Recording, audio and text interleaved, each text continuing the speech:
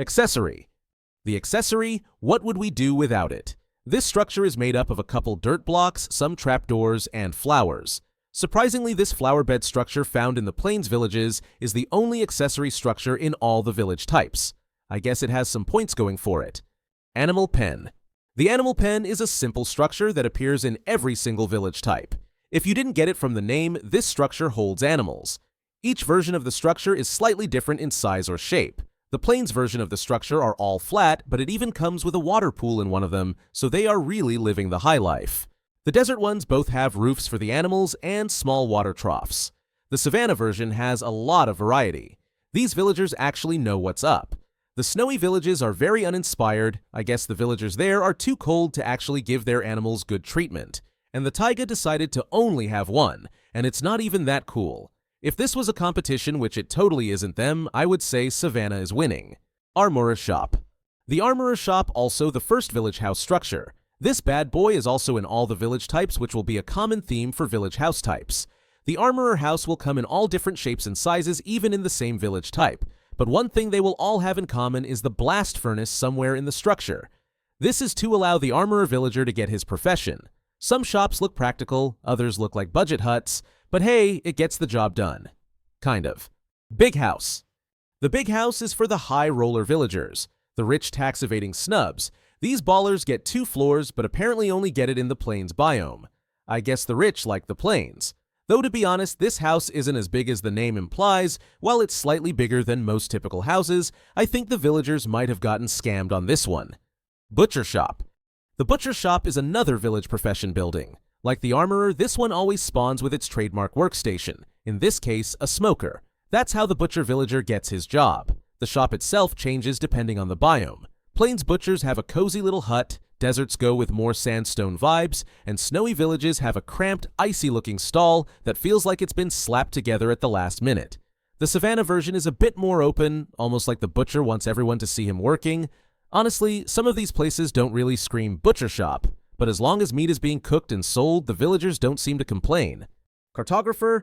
The Cartographer shop is where the map magic happens. This little building will always have a cartography table tucked inside, so the Cartographer villager can do his thing, selling you maps that may or may not be worth the emeralds. The design of the shop really depends on the biome. Plains cartographers usually get a plain wooden hut, deserts go for the sandstone look, and snowy ones look like a frozen shack that barely passes for a workplace. The Savannah Cartographer shop has a little more character, like the villager is trying to show off his world explorer status. It's not the fanciest of shops, but if you ever need a treasure map or want to raid an ocean monument without finding it yourself, this is the villager to track down. Fisher Cottage. The Fisher Cottage is the hangout spot for the wannabe anglers of the village. Every one of these comes with a barrel, which is how the fisherman villager gets his profession. The builds vary a lot by biome. Plains fishermen get a small wooden hut that looks more like a shed than a cottage. Desert ones are built from sandstone and look pretty dry for a fishing gig, and snowy ones look like they'd freeze the poor fisherman before he ever cast a line. The Savannah versions are a little more open, almost like a lakeside shack, even if there isn't water nearby. The Savannah one is the best, which isn't that surprising, but honestly, most of these don't scream cottage. But hey, if it's got a barrel and a bed, apparently that's all a fisherman needs. Fletcher House. The Fletcher House is home to the village's arrow supplier. Every one of these comes with a fletching table, though funny enough, that block doesn't actually do anything in the game yet except give the villager his job. Yep, got to love unfinished game mechanics, thanks Notch. The houses themselves aren't much to brag about. Plains versions look like tiny wooden huts, deserts get a little sandstone booth, snowy ones look more like igloos with a table shoved inside, and savannas are, well, they're just slightly bigger wooden huts. Honestly, the Fletcher might be getting the short end of the stick here, which is ironic since he's the one making all the sticks into arrows. Fountain. The fountain is the villager's idea of luxury. It's literally just a stone basin with water in it, but hey, when you're living in a world where zombies knock on your door every night, I guess this counts as high class. The Plains fountain is a simple little square, while deserts go sandstone as usual, and snowy fountains just look like they're one cold night away from turning into an ice block. The Savannah version has a bit more flair, but still, it's just water in a hole with some slabs. Do the villagers actually use it? Who knows? Maybe it's their version of a wishing well, or maybe they just needed a place to accidentally drown. Lamp. The lamp isn't anything special. It's basically just a couple sticks with torches slapped on it. Some biomes switch it up with lanterns or add a few slabs and trapdoors for flair, but at the end of the day, it's just a glorified torch stand. The villagers must think this is peak urban design, because these things are everywhere. Large farm. The large farm is actually a pretty nice feat of villager ingenuity. These bad boys are pretty big, and can house a variety of crops. Though most commonly, you'll find wheat. And yeah, I can already see most of you mowing down all the villagers' food for your own gain. Carrots, potatoes, and even beetroot for those of you sick enough to carry that around. Overall, this is a pretty nice structure. I would give it a decent out of 10, which is pretty good for village structures. Library. The library, and before you ask what's that, it's a place for books. You do know what a book is, right? This is where the librarian villager hangs out, usually by their lectern, quite possibly the most valuable thing in the village. The building itself changes by biome. Plains libraries are simple wooden huts. Deserts swap it for sandstone, and snowy ones feel more like cramped igloos stuffed with shelves. The Savannah Library at least tries to look a little more open. Honestly, most players only care about these spots for enchantment trades, but hey, at least the villagers pretend they're running some kind of higher education system. Mason's House. Mason's House is the absolute goat of all Minecraft structures. I mean, hey, who doesn't like the name Mason? Ahem. Anyway, this village structure holds well the Mason villager. You'll always find a stonecutter in here so he can do his job, and the design varies a lot depending on the biome. Plains versions look like sturdy little huts, deserts lean into the sandstone aesthetic, and snowy masons are basically igloos with a saw in them. Savannah ones are more open and stylish, like the villager is trying to flex his craft. Honestly, compared to some of the budget huts other professions get, Mason's House feels like premium real estate. And no, I am not just saying that. Medium House. The middle class of Minecraft villagers, residents.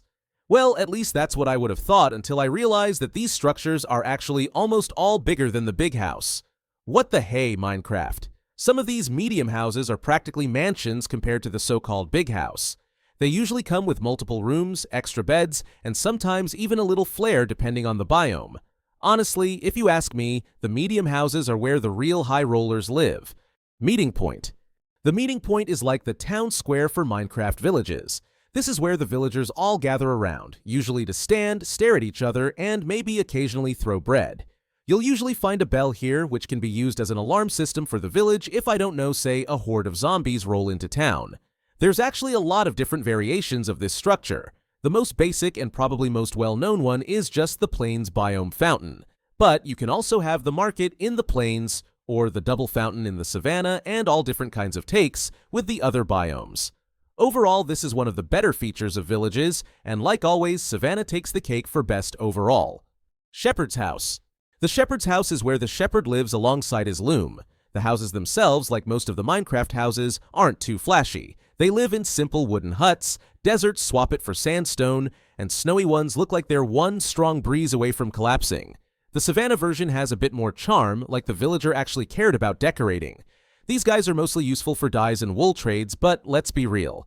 Half the time you just raid the chest for some colored wool and bounce if you go in at all. Small farm. The small farm is like the cornerstone of Minecraft villages. It's where the magic happens. Well, at least for the farmer villages, this is where you can steal all the crops to your heart's desire. They are nothing special, just small plots for crops. Small house. The small house, another fundamental but ultimately uninteresting building. This is just the bread and butter of village life. A bed, a door, and 4 walls slapped together in whatever block the biome allows. Plains versions are plain little huts. Deserts make them look like sandstone boxes. Snowy ones are frosty shacks, and savannas give them a slightly warmer vibe. They're nothing to brag about, but without them, half the villagers would be sleeping in the streets. So yeah, boring but essential if you're a villager. If you're a player, they typically seem to be a source of wood for some reason. Stable. The stable, like many of the structures, is a Plains exclusive since Mojang apparently hates the other biomes. These are basically open huts with fences, perfect for housing horses, donkeys, or whatever other animal you decide to cram inside. They actually look pretty nice compared to some of the villager houses, which makes you wonder if the animals are living better than half the villagers. It's simple, it's practical, and it adds a bit of variety. But yeah, still no love for the other biomes. Tannery.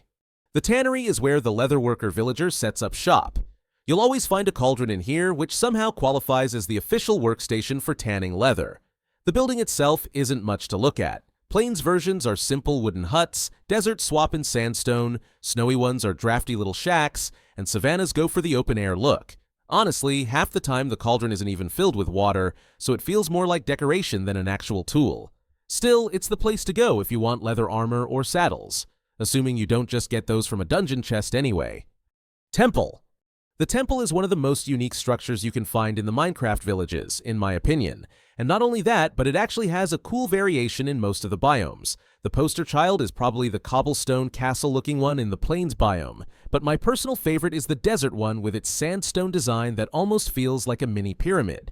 Snowy temples look like frosted chapels. Inside, you'll usually find a brewing stand, which is how the cleric villager gets his job.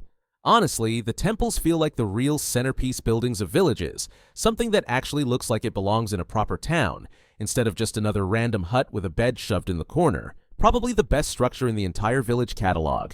Toolsmith House. The Toolsmith House is where you'll find the village's handyman. Every one of these comes with a smithing table, which gives the villager his profession, even though, let's be honest, the block itself is mostly just for decoration and survival until you're messing with netherite.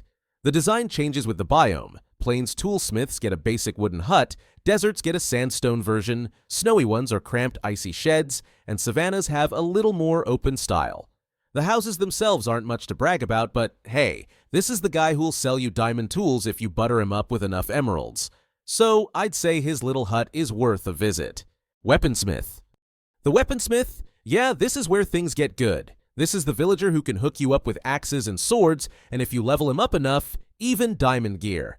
His house always has a grindstone, which not only gives him his profession, but also lets you wipe enchantments off items if you're into that kind of reset button. Plains versions are simple wooden huts, deserts get a sandstone spin, snowy ones look like rugged little cabins, and savannas tend to be slightly more open air. And don't forget the chest, because yeah, Weaponsmith houses can have some solid loot inside. You might find coal, iron, obsidian, or even enchanted gear if you're lucky. It's basically a freebie for raiding players who don't feel like earning it through trades. Honestly, this is one of the villagers most players actually care about, because free weapons from trading or looting beats grinding for diamonds any day. Decoration.